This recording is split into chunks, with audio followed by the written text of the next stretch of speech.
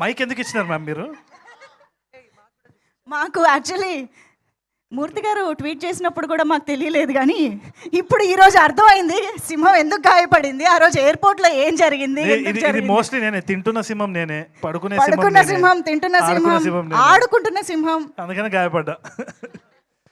అది ఇంతకీ ఆ ఎయిర్పోర్ట్ సింహం గురించి ఒకసారి చెప్తారా మాకు?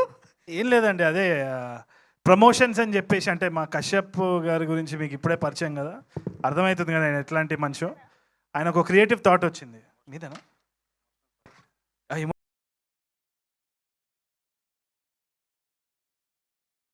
ఎట్లాంటి మనిషి. ఆయనకు ఒక క్రియేటివ్ థాట్ వచ్చింది. మీదేనా? Emotional person, correct. వాళ్ళకి తెలియదు ఇంకా.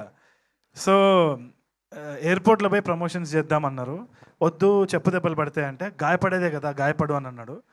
గాయపడ్డా. నాకు ఈ వీసా కూడా రాకపోవచ్చు, నేను అమీర్పేట్ దాటకపోవచ్చు, బట్ అదంతా సినిమా కోసం, మీరు చూడాల్సిందే ఈ సినిమా, అందుకని ఓకే. ఇప్పుడు